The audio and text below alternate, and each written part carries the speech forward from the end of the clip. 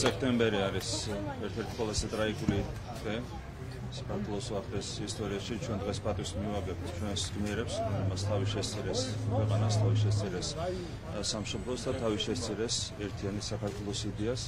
ამ გმირებს ჰქონდათ ოცნება, ეს ოცნება ერთიან საქართველოსზე და მე დარწმუნებული ვარ, რომ ეს ოცნება აუცილებლად ახდენდება. ბატონო ირაკლი, თქვენ ორი დღეს მოგდით ამერიკის შეერთებულ შტატებში, თუმცა ოკუპაციასთან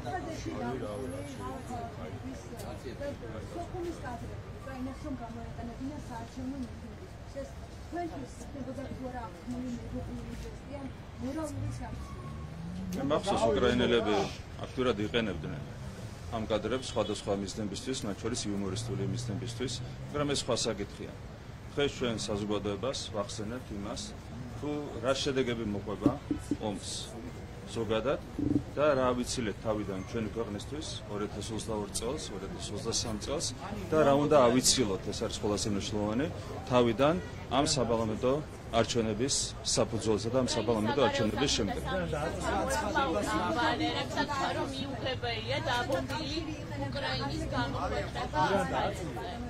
ბატონო, საბჭოთა კავშირი იყენებდა. რა საბჭოთა კავშირი? რა შუაშია? როდესაც საუბარია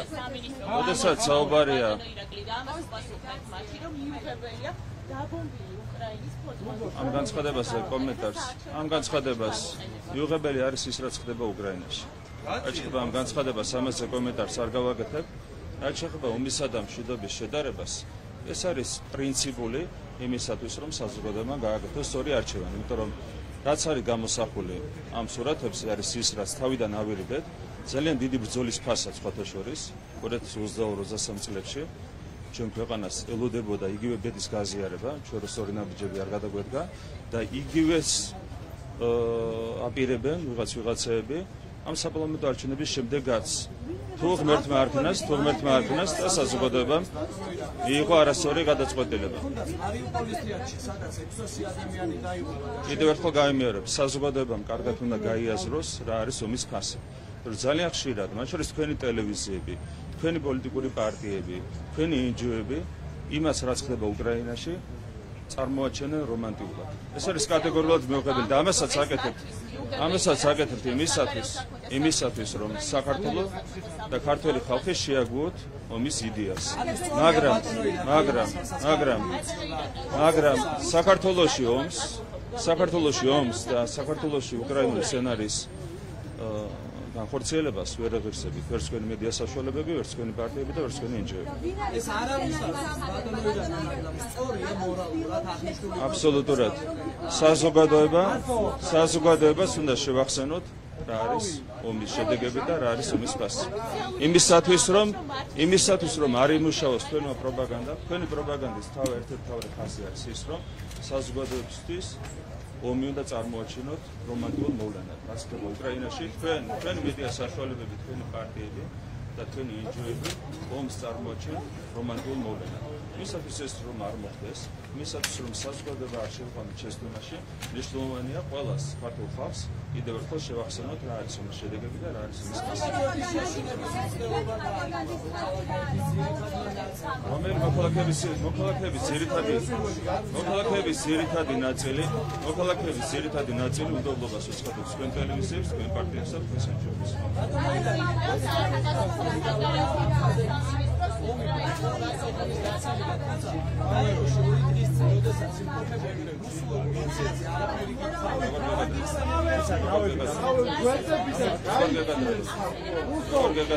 საუბარი იყო ოკუპაციაზე, საუბარი იყო არხაზეთზე და ცხინვალის რეგიონზე. ყველა თემაზე ქონდა ჩვენ საუბარი ყურადღებით მოსმენთ. ოკუპირებული აქვს რუსეთის ფედერაციას, ყველამ ძალიან კარგად იცის. ეს ვერ ვაღიარებინეთ ევროპაში სხვათა შორის, იმიტომ რომ დღემდე ერთი წამი ოკუპაციის მქონე საუბარი ყურადღებით მოსმენთ. ოკუპაციას ყოველ საუბარი. რუსეთს აქვს ოკუპირებული საქართველოს ტერიტორიების 20%, ეს არის რა თქმა უნდა ფაქტი, რომელსაც არავინ არ უარყოფს.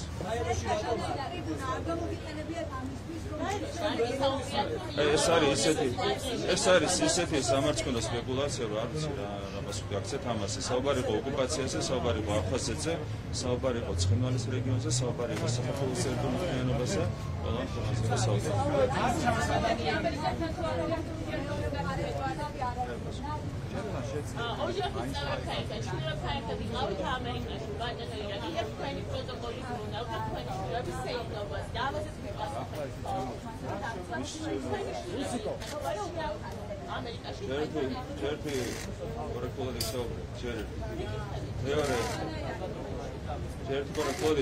მეორე რაც შეეხება ჩემს შვილებს.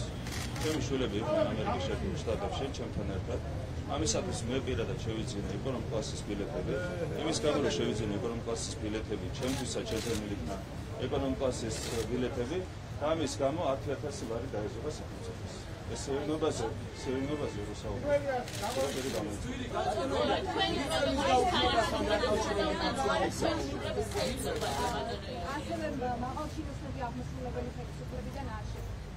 და მიზეზი როგორც ჯერ ამერიკის თავი გაგიდა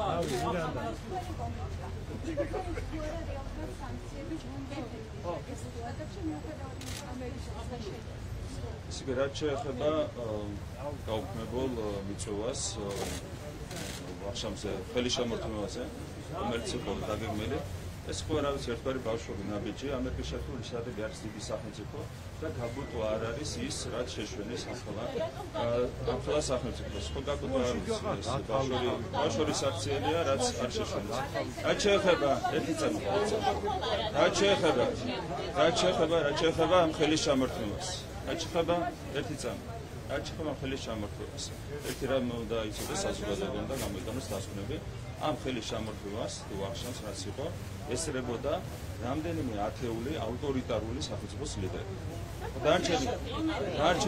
დარჩენი დასკვნები ბაიდენმა მიიწვია ათეულობით ავტორიტარული სახელმწიფოს ლიდერი.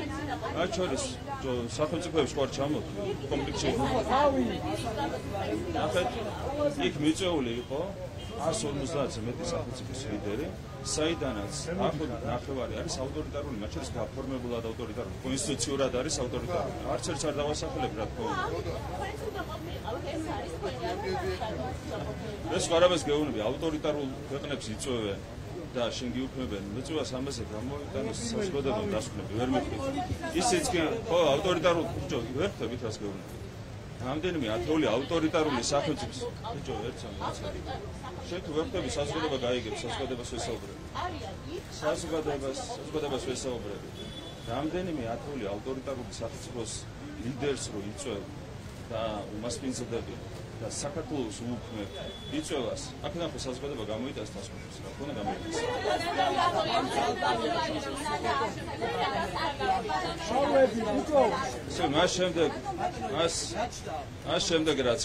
მას შემდეგ რაც გაუქმდა ბაიდენის ვახშამი, ერთად წავედით მათ შორის ბატონ დავით ზალკარიანთან ერთად და ვივახშმეთ ქართულად.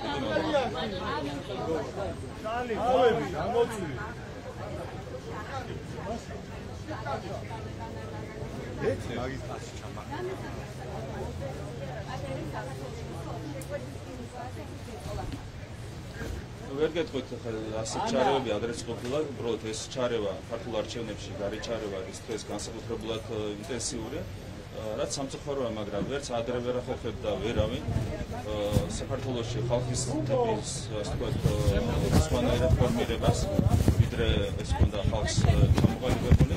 აქედან გამომდინარე ამ გარეჩარევებს ვერც ახლა ვერ ექნება ვერაფერი.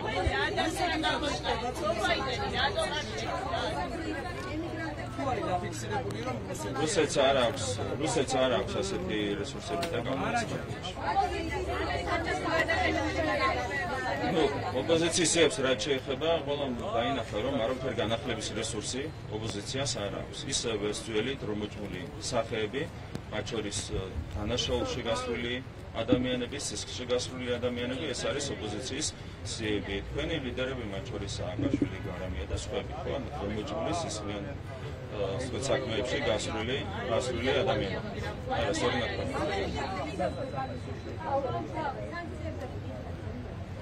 ბაიდენის ადმინისტრაციაზე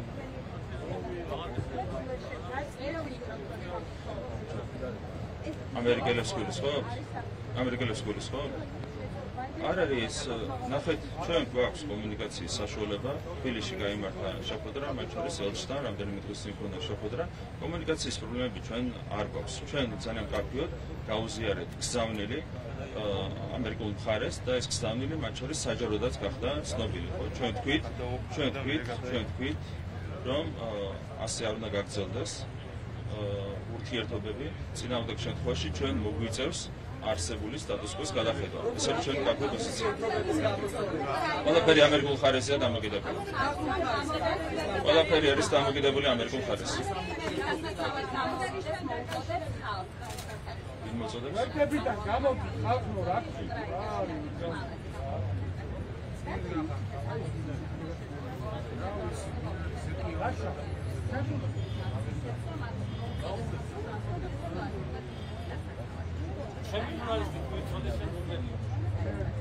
ამას არ უნდა კომენტარს გაკეთება, მაგრამ კიდევ ერთხელ ყველას მინდა შევახსენო, რომ ნაცნობრებში საუბრობენ აქტიურად პროვოკაციებს, მაგრამ პროვოკაციების მოწყობა მასთან დაკავშირებით ბრიფინგიც ჩავატარე და საზოგადოებას მოუწოდებ, რომ ძალიან ხისლად, ძალიან ფრთხილად და რა თქმა უნდა, არავინ არ უნდა დაუშვას ეს პროვოკაციების მოწყობა. სახელმწიფო ყველა შემთხვევაში მიიღოს ყველა ზომას იმისათვის, რომ ნაცნობრობას, პოლიტიკურ ნაცნობრობას შენ პროვოკაციების მოწყობას ასოციაცია ემიგრანტი იყო და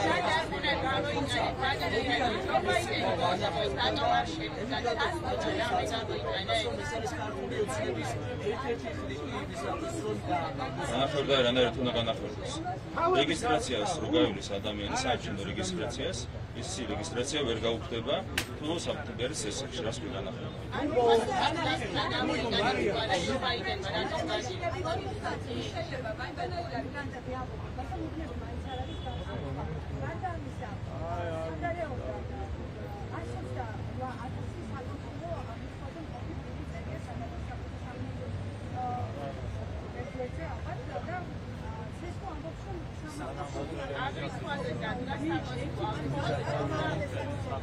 არავითარი ასთენა არ არის, რეგისტრაცია ხორციელდება კანონის დაცვით, ყველა კითხვით შეგიძლიათ მიმართოთ CESCO-ს და CESCO გაგცემთ ყველა კითხვაზე პასუხს.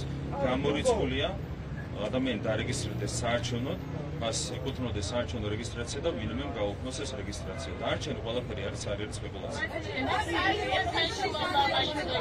გაჩვენებულობას უბნის გახსნის პრინციპიც არის შადებული კანონში.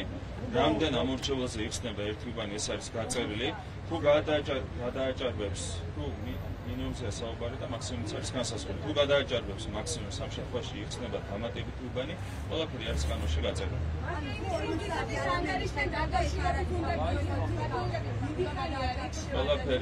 ყველაფერი გაწერილია კანონით, უკვე 30 წელია და ეს კანონი არასდროს არ გავხდარა განხილვის საგანი, კანონით არის ყველაფერი გაწერილი. CESCO მიყვება კანონს, ეს სამისად სპეკულაციებისთვის არ უნდა საფუძველი არის.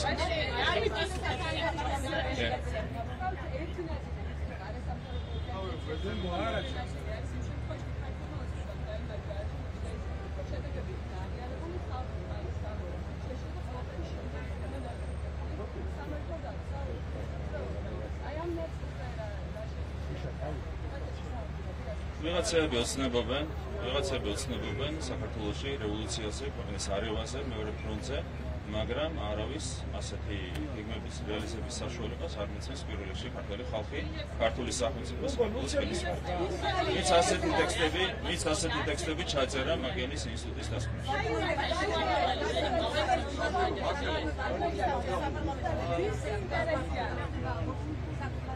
ეს არ არის იგივე.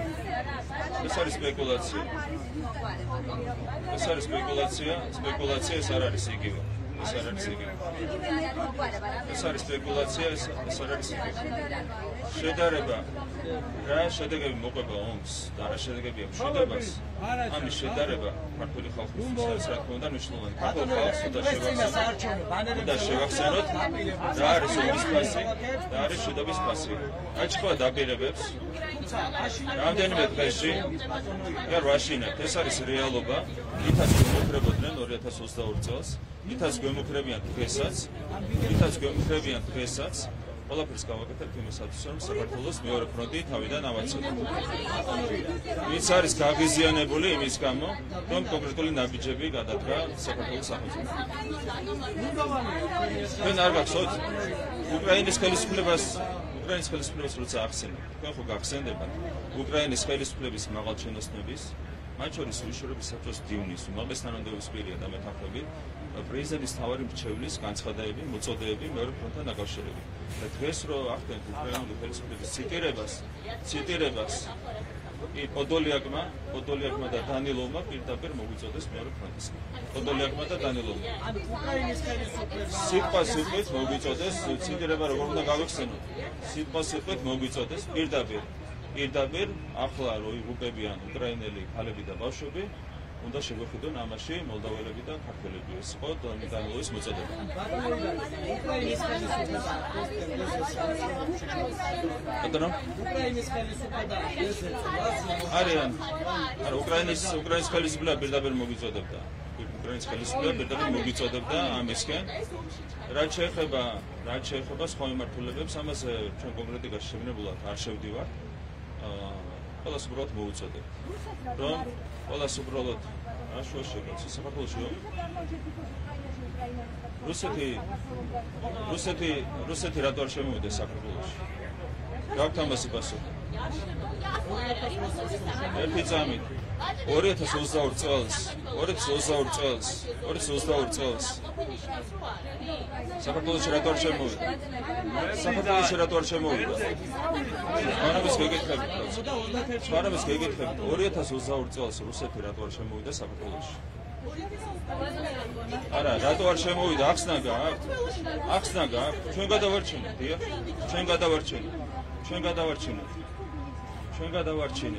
ჩვენ გადავარჩინეთ საქართველო, ჩვენ რო გავყოლოთ იმ მოთხოვნებს, რასაც გვიყენებდნენ, არა მარტო უკრაინის ხელისუფლების მაღალჩინოსნები, რუსეთი იქნებოდა საქართველოში შემოსული 2022 წელს.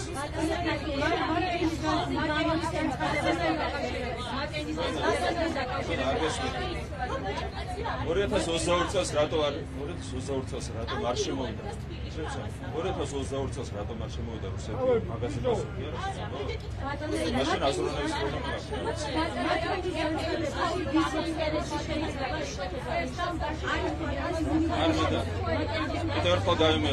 კიდევ ერთხელ გავიმეორებ. თუ ვინმე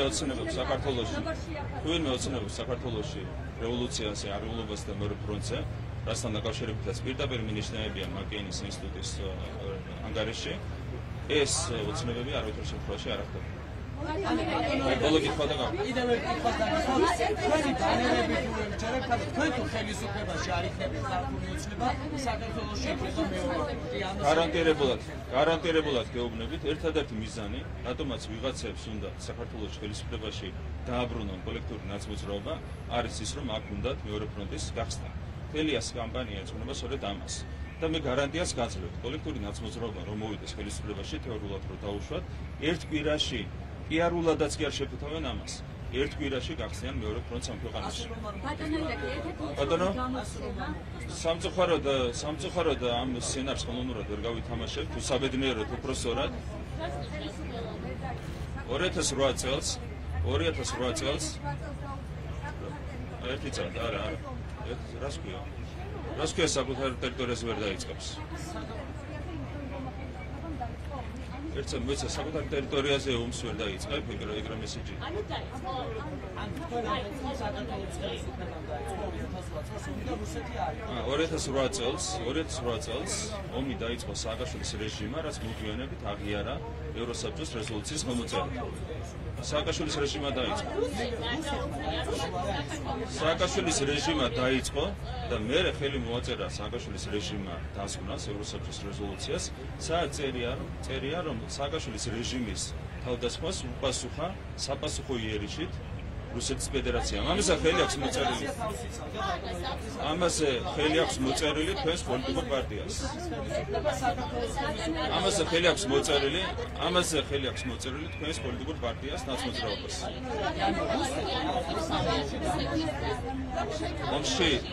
ომში დამნაშავე როგორ არ არის? ომში დამნაშავე როგორ არ არის ოკუპაცია განახორციელა ჩვენი ტერიტორიების, მაგრამ ომი დაიწყო სააკაშვილის რეჟიმმა, რასაც მოგვიანებით ხელი მოაწერა, როდესაც შეუერთდა ევროსაბჭოს რეზოლუცია, სადაც პირდაპირ წერია, რომ ომი დაიწყო სააკაშვილის რეჟიმმა და ამას მოყვა რუსეთის საპასუხო იერში. ამას ხელი მოეწერა. ეს არის ანტისახელმწიფოებრივი აქტი, რაც განახორციელა სააკაშვილის რეჟიმმა. ნაცმოძრაობა მოაწერა ხელი. არა. ერთი წამი. საქართველოს არ დაუწყია ომი. საქართველოს არ დაუწყია ომი. არა. 2008 წელს სააკაშვილმა გააყალბა საპრეზიდენტო არჩევნები და ამის შემდეგ სააკაშვილის რეჟიმმა, არალეგიტიმურმა რეჟიმმა დაიწყო ომი აგვისტოში. აი ეს იყო რეალობა, რასაც ხელი მოაწერა თვითონ თელმა პარტიამ.